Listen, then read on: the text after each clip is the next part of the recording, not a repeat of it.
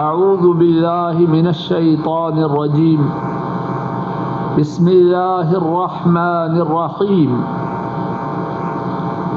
انما یفتری الکذب الذین لا یؤمنون بآیات اللہ وَأُولَئِكَ هُمُ الْكَاذِبُونَ۔ اللہ کریم کا دل کی اتھاہ گہرائیوں سے شکر گزار ہوں کہ انہوں نے اپنے فضل و کرم سے، اپنی عنایت اور نوازش سے مجھ ناکارے کو یہ موقع عطا فرمایا کہ اپنے بھائیوں اور بیٹوں سے دین کے بارے میں کچھ بات اللہ ہی کی توفیق سے عرض کر سکوں۔ اللہ کی اس نعمت پر دل کی اتھاہ گہرائیوں سے شکر گزاری کے ساتھ اللہ سے انتہائی عاجزانہ التجا ہے کہ میرے اس کہنے اور آپ کے اس سننے کو میرے اور آپ سب کے لیے اپنے فضل و کرم سے کل قیامت کے دن نجات کا سبب بنا دے۔ دنیا میں پریشانیوں، غموں، ان کی دوری، اطمینان و سکون کے حصول اور ہمیشہ ہمیشہ کی اپنے فضل و کرم سے سرخروئی اور سرفرازی کا اپنے فضل و کرم سے سبب بنا دے۔ انہ علی کل شیء قدیر۔ بات یہ ہے کہ ہر گناہ برا ہے، ہر گناہ اس کی خرابی، اس کا وبال، اس کا عذاب اللہ مالک نے دنیا اور آخرت دونوں میں رکھا ہے۔ لیکن کچھ گناہ ایسے ہیں جو بہت ہی سنگین ہیں، ان کی خرابی، ان کی بربادی، ان کی تباہ کاری، ان کی وجہ سے ہونے والی پریشانی آخرت سے پہلے دنیا میں بہت زیادہ ہے۔ اور عجب بات ہم انسانوں کی یہ ہے کہ کچھ گناہ ایسے ہیں کہ ہم جب دوسروں کے ہاں ان گناہوں کو دیکھتے ہیں تو بہت سیخ پا ہوتے ہیں، بہت ناراض اور خفا ہوتے ہیں، اور وہی گناہ شب و روز ان کا ارتکاب کرتے جاتے ہیں۔ ایسے ہی گناہوں میں سے ایک انتہائی سنگین اور ایک انتہائی انسانوں کے لیے اذیت کا سبب گناہ جھوٹ کا بولنا۔ اب میرے ساتھ ٹھنڈے دل سے غور کیجئے، جب مجھے یا آپ کو کسی ایسے شخص سے پالا پڑتا ہے، کسی ایسے شخص سے ہمارا تعامل ہوتا ہے جو جھوٹ بکتا ہے، تو ہمیں کتنی اذیت ہوتی ہے۔ وہ جھوٹ بولنے والا بظاہر بڑا ہو یا چھوٹا ہو، ہمارا بھائی ہو، بیٹا ہو، باپ ہو، ماں ہو، رشتہ دار ہو، استاد ہو، شاگرد ہو، کوئی ہو جو ہمارے ساتھ جھوٹ بولے، دل ہی دل میں انتہائی زیادہ اذیت محسوس کرتے ہیں، اور اگر بس چلے تو اپنی اذیت کا اظہار بھی کرتے ہیں۔ لیکن عجب بات ہے کہ ہم میں سے بہت سے، اپنے سے شروع کر کے بات عرض کر رہا ہوں، بہت سے دین کی دعوت کے دینے والوں سے لے کر عام لوگوں تک اس گناہ میں کسی نہ کسی حد تک تھوڑے یا زیادہ، اور یہ تھوڑے والی بات تو میں احتیاط کے لیے کہہ رہا ہوں، وگرنہ عام طور پر بہت زیادہ مبتلا ہے۔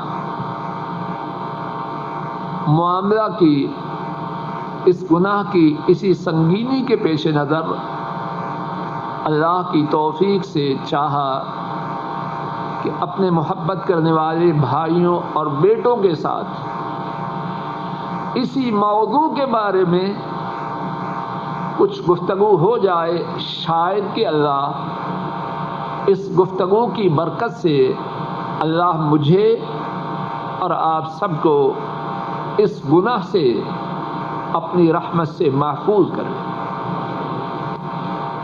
اس گناہ کے بارے میں اللہ مالک کی توفیق سے جو باتیں میں نے عرض کرنی ہیں شمار کر کے عرض کروں گا، اور جو ساتھی نقاط تحریر کرنا چاہیں وہ تحریر کرے۔ اس بارے میں نقطہ نمبر 1، جھوٹ وہ گناہ ہے کہ زمانہ جاہلیت کے مشرک،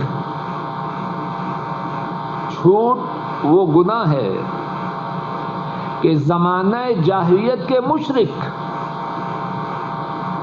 خون بہانے والے، بڑی بڑی غلطیوں کا ارتکاب کرنے والے، وہ بھی اس بات کو گوارا نہ کرتے تھے کہ ان کی طرف جھوٹ کو منسوب کیا جائے۔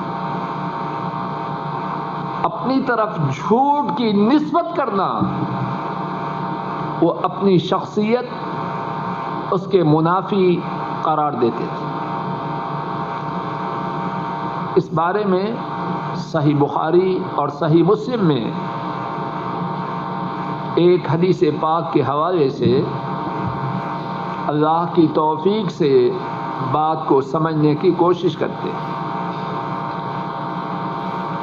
عبداللہ ابن عباس رضی اللہ تعالی عنہما اس حدیث کے راوی ہیں۔ ہمارے نبی کریم صلی اللہ علیہ وسلم نے شاہ روم کو اسلام کی دعوت قبول کرنے کے لیے چٹھی ارسال فرمائی۔ تب شاہ روم شام میں موجود تھا، اور شام ان پر اقتدار ان دنوں رومی سلطنت کا تھا۔ شاہ روم کے پاس جب آپ کا گرامی نامہ پہنچا، اس نے حکم دیا اسی چٹھی ارسال کرنے والے شخص کی قوم کے لوگوں کو ڈھونڈ کر میرے پاس لایا جائے۔ اس وقت ابو سفیان جو مکہ کے کافروں کے سردار تھے، وہ اور کچھ اور قریشی کافر شام میں موجود تھے۔ انہیں شاہ روم کے دربار میں حاضر کیا گیا۔ شاہ روم بہت دانا شخص تھا، کہنے لگا جو شخص یہ سمجھتا ہے کہ میں نبی ہوں، مراد نبی کریم سے سب، ان سارے لوگوں میں سے رشتہ داری میں ان کے سب سے قریب کون ہے؟ ابو سفیان کہنے لگے میں رشتے میں ان تمام سے ان کے زیادہ قریب ہوں۔ شاہ روم کہنے لگا اس کو میرے قریب کیجیے، اور جو باقی مکہ کے کافر ان کے ساتھ تھے کہنے لگا وہ بھی قریب ہو جائیں، لیکن ابو سفیان کے پیچھے بیٹھے، اور اپنے ترجمان سے کہنے لگا کہ ان سے کہو میں ابو سفیان اس شخص سے سوالات کرنے لگا ہوں، اگر اس نے کوئی بات جھوٹ کہی تو تم اس کے جھوٹے ہونے کی خبر فوراً کر دے۔ اب غور کرنا، شاہ روم سوال کر رہا ہے کس کے بارے میں؟ نبی کریم صلی اللہ علیہ وسلم کے بارے میں، اور کس سے؟ ابو سفیان سے، اور ابو سفیان ان کا اس وقت نبی کریم صلی اللہ علیہ وسلم سے معاملہ کیا ہے کہ دشمن نمبر 1 ہے۔ مکہ والے دشمن تھے کہ نہیں؟ اور ان کے قائد اور ان کے لیڈر اس وقت ابو سفیان تھے۔ یہ مکمل طور پر بند کر دیجیے۔ ابو سفیان اس موقع کے متعلق خود بیان کرتے ہیں، توجہ فرمانا،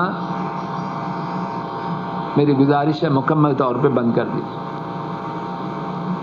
اور اگر کوئی فائر بریگیڈ میں ہے تو وہ پہلے سے تشریف لے جائے۔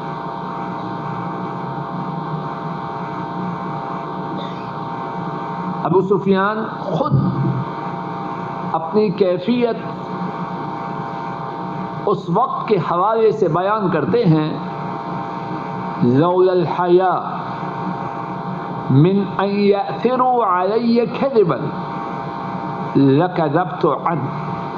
توجہ فرمانا، اس میں میرے لیے اور آپ سب کے لیے بہت بڑا سبق ہے۔ ابو سفیان کہتے ہیں اللہ کی قسم، اگر مجھے اس بات کی شرم نہ ہوتی کہ لوگ میرے متعلق یہ ذکر کریں گے کہ ابو سفیان نے جھوٹ بولا، تو میں محمد صلی اللہ علیہ وسلم کے متعلق اس مقام پر جھوٹ بولتا۔ اور ایک دوسری روایت میں ہے، ابو سفیان کہتے ہیں کہ مجھے یہ ڈر نہ تھا کہ میرے ساتھی شاہ روم کے دربار میں میری تکذیب کریں گے، شاہ روم کو بتلائیں گے کہ میں نے جھوٹ بولا۔ مجھے اس بات کا ڈر نہ تھا۔ کیسے ڈر ہوتا؟ نبی کریم صلی اللہ علیہ وسلم کی دشمنی میں تو وہ سب متفق تھے، اس بات کا ڈر نہ تھا۔ ڈر یہ تھا کہ جب یہاں سے اٹھیں گے، اپنے وطن میں پہنچیں گے، تو وہاں جا کے یہ کہیں گے کہ ابو سفیان نے شاہ روم کے دربار میں جھوٹ بولا۔ تو وہ غور کرو، کافر ہے، اور کافر بھی معمولی نہیں بلکہ اس وقت کا مکے کا کافر ہے، اور مکے کے کافروں میں بھی معمولی نہیں بلکہ مکے کے کافروں کا سردار ہے۔ اور مقام کیسا ہے؟ دشمنی کا موقع ہے کہ شاہ روم ہے، اب زیادہ سے زیادہ جھوٹ بول کے بظاہر اپنے دل کا غصہ ٹھنڈا کر سکتا ہے، لیکن کہتا ہے شرم آتی ہے کہ جھوٹ بولا تو لوگوں میں کہا جائے گا کہ ابو سفیان نے جھوٹ بولا۔ خود اس کے الفاظ ہیں، وَلَكِنِّي كُنْتُ امْرَأً سَيِّدًا أَتَكَرَّمْ مِنَ الْكَذِبِ۔ کہتا ہے کہ میں سردار تھا،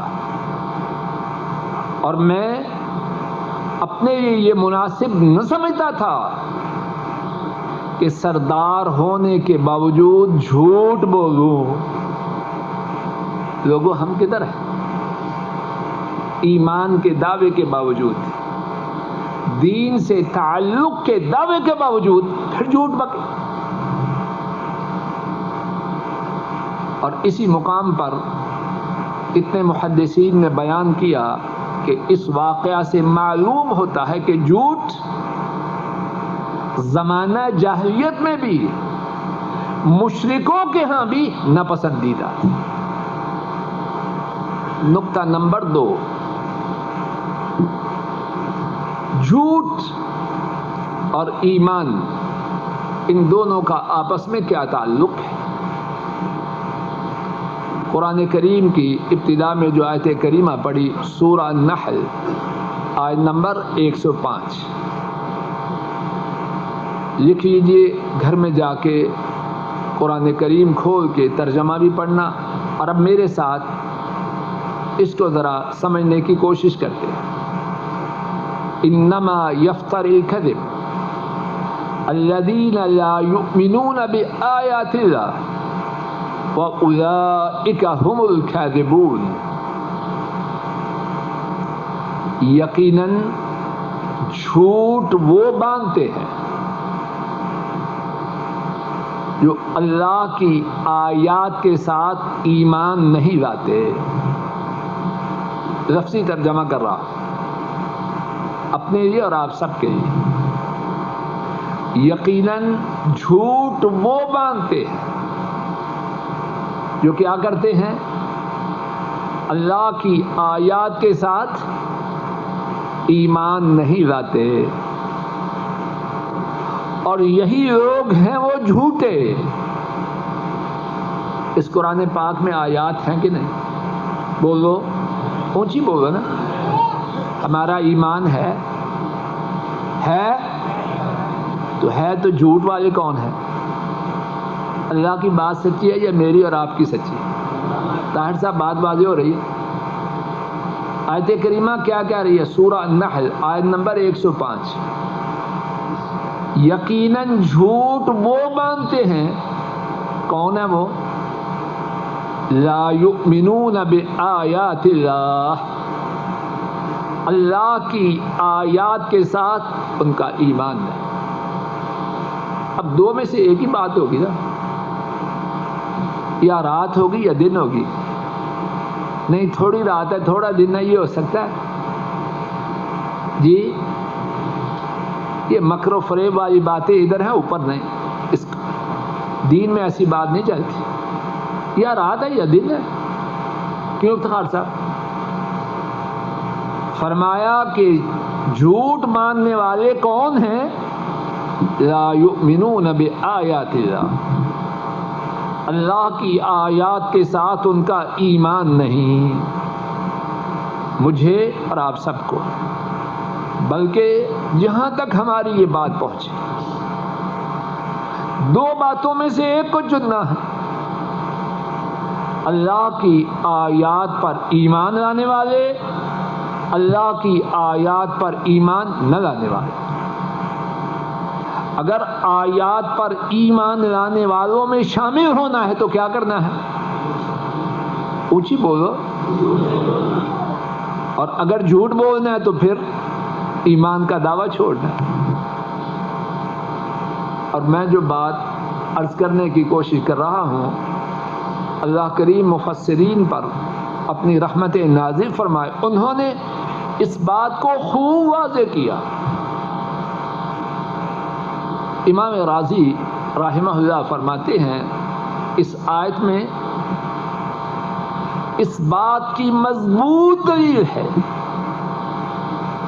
کہ جھوٹ بڑے بڑے گناہوں میں سے ایک بڑا گناہ ہے, اور انتہائی فحش باتوں میں سے ایک سنگین فحش بات.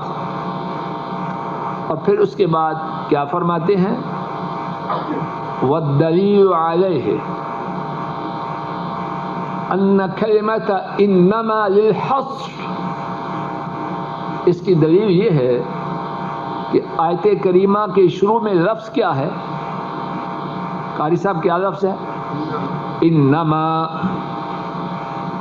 انما یقیناً انڈیڈ بات میں مضبوطی پر دلالت کرتا ہے کہ جھوٹ ماننے والے ہیں کون؟ لا یؤمنون بآیات اللہ. بات واضح ہو رہی ہے کہ اللہ کی لاتعداد رحمتیں ہوں اور میرے ماں باپ قربان ہوں نبی کریم صلی اللہ علیہ وسلم پر. انہوں نے امت کی شفقت فرماتے ہوئے اس بات کو سمجھانے میں کوئی کسر اٹھا نہ رکھی. اور بیٹوں، بھائیوں، بزرگوں، اللہ کرے کہ میرے بیان کرنے کا مقصد بھی یہ ہو، یہ بات کھول کھول کے عرض کرنے کا مقصد یہ نہیں کہ ایمانداروں کو کافر بنانا ہے، یہ مقصد ہے. کیوں جی؟ اتنا بیکار، کم از کم میں اتنا بیکار نہیں ہوں. مشغول طالب علم آدمی ہوں، اپنے کام کو چھوڑ کے آتے ہیں. کیوں؟ مسلمانوں کو کافر بنانے کے لیے. یہ تو دماغ کی خرابی کی بات ہے. مقصد کیا ہے؟ میں اور آپ ایمان کی نعمت کے چھن جانے سے اپنے آپ کو بچا لیں. بات سمجھ میں آ رہی؟ بات آتی کہ نہیں یار گل بہت سخت کر دے. مقصود یہ ہے کہ میں اور آپ ہوش کریں. دین موم کی ناک نہیں کہ جیسے چاہے پھر. دین کیا ہے؟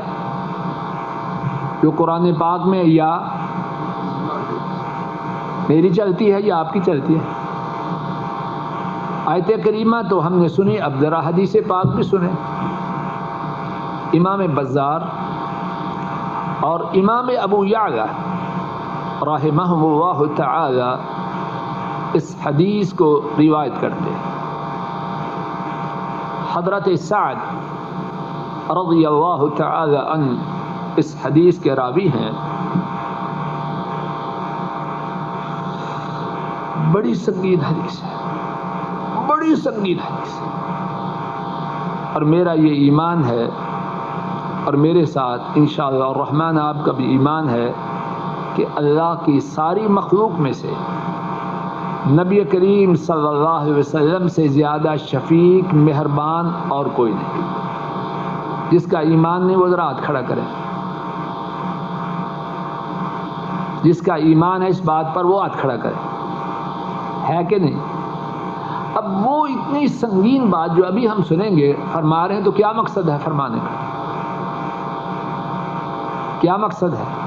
کہ بچ جائیں ہم. بڑی سنگین بات. اللہ نہ کرے کہ وہ بات مجھ پر یا آپ پر یا ہماری اولادوں پر چسپاں. اللہ بچا لے. آپ صلی اللہ علیہ وسلم نے فرمایا کل خلت یتبع علیہ،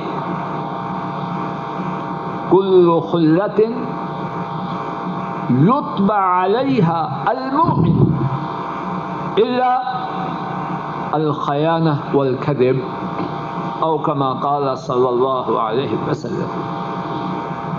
لفظی ترجمہ فرمایا ہر خصلت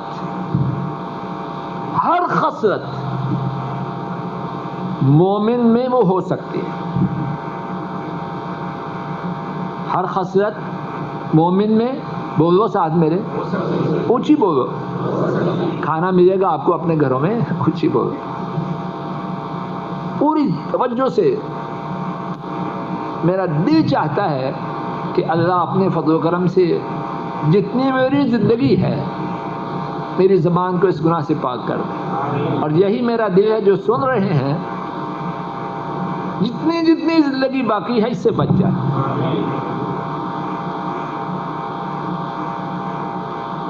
بڑی توجہ سے کوشش کیجئے اپنے سینوں میں بات کو اتارنے کی.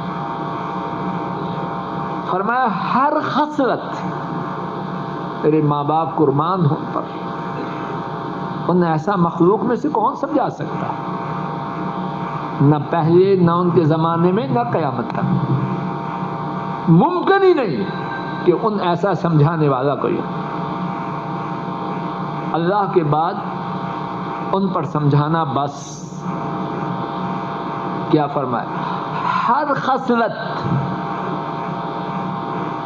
فرمایا مومن میں ہو سکتی. کتنا پیارا انداز ہے سمجھانا.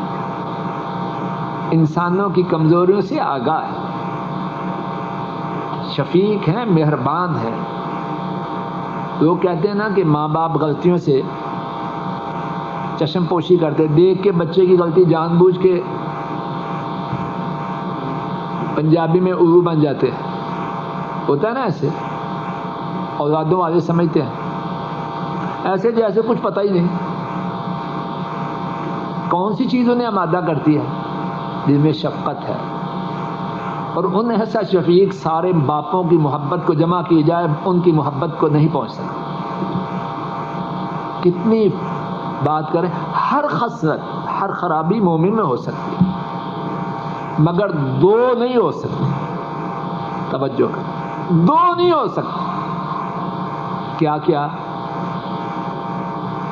فرمایا؟ ایک خیانت اور ایک جھوٹ. یہ دو باتیں ایماندار میں، زور سے بولو، کس نے فرمایا؟ بڑی دھیمی آواز ہے، پتہ نہیں روزے سے آپ اونچی بولو. کون راوی ہیں تاکہ یاد کرو؟ حضرت سعد، عشرہ مبشرہ میں سے ایک. اور نبی صلی اللہ علیہ وسلم ان پر فخر کیا کرتے، فرماتے یہ ہے میرا ماموں، اگر کسی کا ماموں ایسا ہو تو لا کے دکھائے. اور روایت کرنے والے کون کون سے امام ہیں؟ امام بزار اور امام ابو یعلا. افتخار صاحب یاد ہو رہی ہے بات؟ پکی بات.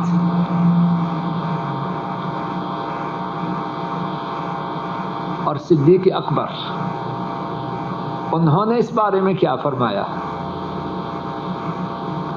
انہی کے باغ کے پھول ہیں اور سب سے اعلیٰ پھول ہے، سب سے اعلیٰ پھول ہے. انہوں نے اس بارے میں کیا فرمایا؟ حضرات ائمہ احمد، حضرات ائمہ وقی، احمد، حناد اور ابن ابی دنیا، چار امام، وقی، احمد، حناد اور ابن ابی دنیا، چار امام صدیق اکبر رضی اللہ تعالی عنہ ان کا یہ فرمان روایت کرتے ہیں. فرمایا یا مجانب للایمان. انشاءاللہ الرحمن کوشش کروں گا کہ لفظی ترجمہ کروں تاکہ میری خواہش اس میں داخل نہ ہو جائے. یا ایھا الناس، اے لوگو، کس سے خطاب ہے؟ ڈاکٹر صاحب سے بھی، انجینئر صاحب سے بھی، کاروباری سے بھی، ملازم سے بھی، سب سے. یا ایھا الناس، اے لوگو، ایاکم والکذب، جھوٹ سے دور ہو جاؤ. اور اس کے بعد کیا فرمایا؟